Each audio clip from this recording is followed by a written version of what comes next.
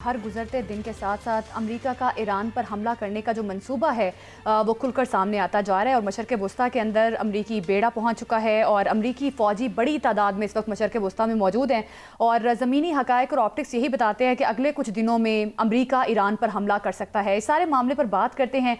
Air vice marshal retired Sajid Habib दिफाई तज्ज़ियाकार हमारे साथ मौजूद हैं।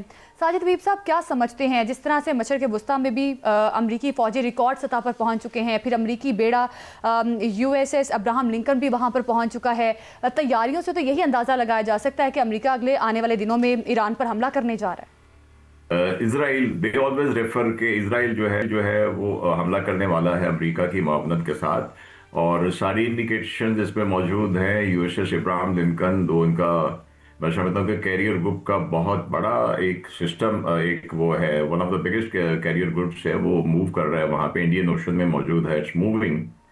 और उसके ऊपर हर तरह का वेयर विदॉल जो कि वो तने तनहा वो अटैक कर सकता है वो उस पर मौजूद है।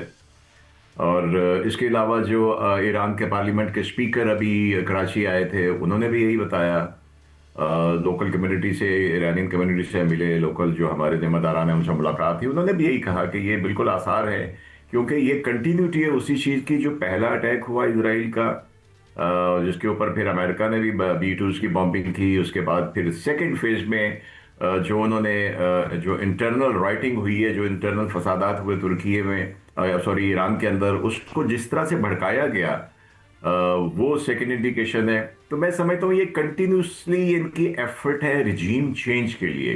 लेकिन रजा शाह पहलवी के बेटे को तैयार कर लिया गया, उसने स्टेटमेंट भी दे दी कि बस मैं तैयार हूँ ईरान में वापस आने के लिए।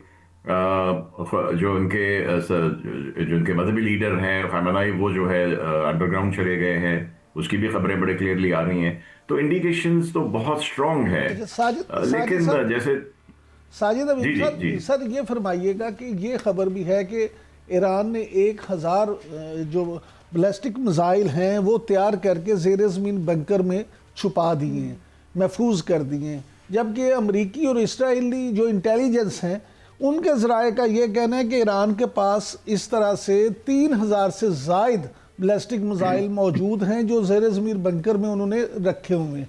तो अगर उनके पास ये खबरें भी हैं तो ईरान की इतनी तैयारी के बाद भी अमेरिका या इसराइल को मिस एडवेंचर करेगा? हाँ, आपका पॉइंट बड़ा वैलिड है। मिस एडवेंचर करने का उनको ये सामने रखना होगा कि ईरान के पास फिर ऑप्शन कोई नहीं है कि वो जो भी इनके दाएं बाएं उनके रेंज में जो अड्डे हैं, जो एक मुल्क है वो मुल्क है इजराइल, और जो अड्डे हैं उसमें तो कतर भी शामिल है, सबसे बड़ा इनका अड्डा तो वहां पे है। और उसके अलावा अपने जो समंदरी रास्ते हैं उसको वो ब्लॉक कर सकते हैं। तो ये रिटेलिएशन आप सही कह रहे हैं। तो ये देखना, ये सारी चीज़ें जो होती हैं एक तरह से प्रेशर डालने की होती हैं और मकसद यही होगा कि किसी तरह ये किसी किस्म का इनके ऊपर हमला करें ईरान के ऊपर, और वो जो चिंगारी जो इंटरनली थी जिसको दबा दिया गया उसको फिर से भड़काया जाए। लेकिन ना उसके अंदर बड़े वाज़ेह सबूत थे। जब सैकड़ों मस्जिदें जलाई जाएं तो कोई भी फिरके का मुसलमान ये मस्जिदें नहीं जलाएगा। और फिर उन्होंने वीडियोस दिखाई हैं, पूरे उन्होंने डिप्लोमेटिक कोर को दिखाई है तेहरान में कि कहाँ पे उन लोग जो थे वो फायरिंग कर रहे थे, और वो पुलिस के ऊपर भी कर रहे थे, इनके गार्ड्स के ऊपर भी कर रहे थे।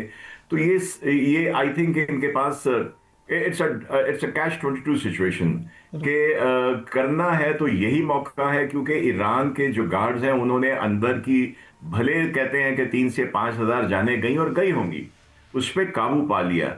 लेकिन इसको बहुत ठंडा होना दिया गया तो फिर ईरान का रिजीम चेंज करना बहुत मुश्किल हो जाएगा। लेकिन ईरान जैसे मुल्क के लिए जो एक लीडर होता है बीच में, वो सेंटर ऑफ ग्रेविटी होता है, और उसको निकालना जो है वो दुश्मनों के लिए जो भी उसको डिस्टेबलाइज करते हैं वो उनकी पहली प्रायोरिटी होती है। लेकिन सर गुजारिश ये है कि आपको ईरानी जनरल का वो बयान भी याद होगा जिसमें उन्होंने कहा था कि अगर अमेरिका ने अब जुर्रत की हमला करने की तो हम जो है उससे कोई भी जो रायत नहीं होगी। और जो इसराइल के हवाले से खबरें आ रही हैं कि ईरान ने एक तरफ तो वहाँ पे मिसाइल जो हैं अपने हाइपरसोनिक मिसाइल वो इसराइल के तमाम शहरों को टारगेट करके सेट कर दिए। दूसरा, वो जनरल साहब ने कहा कि हम आबनाए हम्स जो है वो बंद कर देंगे और उसके बाद फिर अमेरिका जो है वो घुटने टेकने पे मजबूर होगा। इस सारी सूरत हाल पे सर आप क्या तबसरा करेंगे? आप बिल्कुल ठीक कह रहे हैं। जैसे मैंने कहा कि इजराइल इनका मेन टारगेट होगा। ईरान के पास कोई और ऑप्शन नहीं होगी कि फुल बोर।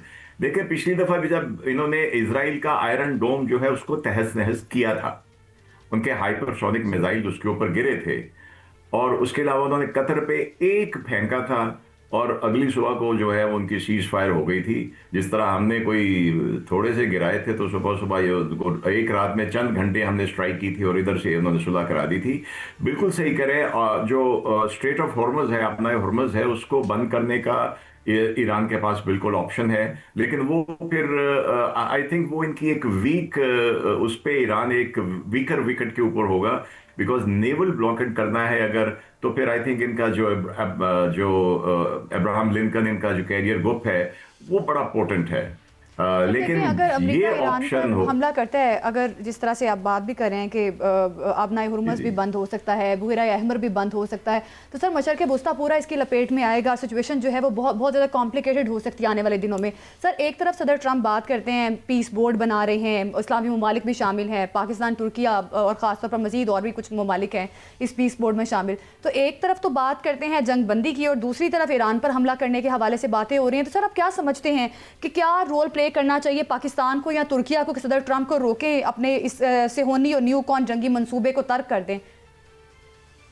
आप बिल्कुल सही कह रही हैं। ये एक तो टू बी वेरी ऑनेस्ट, हमारे साथ जितने भी लवी डवी हैं ट्रंप साहब, लेकिन मैं जाती तौर पे समझता हूं कि ही इज वेरी अनप्रिडिक्टेबल और कभी भी इसके ऊपर पूरा एतबार नहीं करना चाहिए।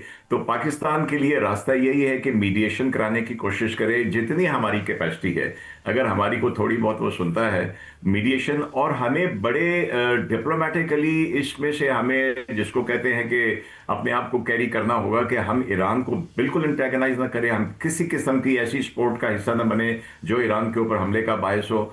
और तुर्की के साथ मिलकर, क्योंकि तुर्की के भी देखिए, तैयब अर्दवान साहब हो गए, हमारे फील्ड मार्शल ये शहबाज शरीफ हो गए, फिलहाल ट्रंप इनको अपने गुड बॉक्स में रखे हुए हैं। बिल्कुल सुनता है इनको। तो क्योंकि अगर ये डिस्टर्बेंस होगी तो ये इस रीजन को होगी, तो that man is looking only for his own interest और इजराइल का इंटरेस्ट। साजिद साहब, गुजारिश ये है कि अभी आपने जिस तरह से पाकिस्तान का जिक्र किया था, तो पाकिस्तान ने तो जो इंडिया की दबरकुट लगाई थी तो उस पर तो वो फिर हुए और उनको जाना पड़ा, भागना पड़ा ट्रंप के पास भी कि प्रेसिडेंट ट्रंप आए हमारी मदद को। लेकिन मामला ये है कि जो आपने कतर का जिक्र किया, ईरान ने गरचे अमेरिका और कतर दोनों को हमला करने से पहले बता दिया था, लेकिन फिर भी उनके लिए ये मामला हुआ, अगरचे वो पहले बताने की वजह से नुकसान से बच गए। तो अब अगर ईरान नहीं बताता और बदला लेने की गर्ज से करता है, और सऊदीया में जो अमेरिकी अड्डे हैं या कतर में या मिडिल ईस्ट में जहाँ जहाँ भी हैं, तो क्या आप नहीं समझते कि फिर अगर अमेरिका को भी वो बराह रास्त टारगेट करेगा तो मामला तो मजीद खराब होंगे और खित्ते पूरे में एक आग लग सकती है? अब बिल्कुल सही कह रहे हैं, पूरे खित्ते में आग लगेगी। इसलिए मैं समझता हूं कि जैसे जैनब ने भी कहा कि ये पूरा खित्ता डिस्टर्ब होगा, तो ये सिर्फ पाकिस्तान तुर्की नहीं, मुझे यकीन है कि पहले भी जो सफारतकारी हुई थी उसमें सऊदी अरब का बड़ा रोल था। कतर ने भी कहा होगा, डेफिनेटली कहा होगा कि अगर, क्योंकि नुकसान तो इनका होना है, अमेरिका का तो कुछ नहीं होना। अमेरिका ने तो पिछले 200 साल में कोई ऐसी जंग नहीं लड़ी जहां पे उसकी मेन लैंड अमेरिका जो है वो कॉन्फ्लिक्ट में आई हो, कोई बम उनके ऊपर गिरे हो। ये हमेशा से हजारों मील दूर जाके ये अपने बॉम्बिंग करते रहे और दूसरे मुल्कों को तबाह करते रहे। तो यहाँ पे ऑप्शन क्या है ईरान के पास, सिवाय इसके कि वो पूरी तरह रिटेलिएट करे। वो हम तो डूबे हैं सनम तुझको भी ले डूबेंगे वाले मामले में इजराइल और कतर ही मेरे नज़दीक इनके दो निशाने होंगे। इसलिए मुझे यकीन है कि ये सारे मुल्क भी जो है अपने लेवल पे सफारतकारी कर रहे होंगे, ईरान को समझा, इसको अमेरिका को समझा रहे होंगे कि ये ना शुरू किया जाए।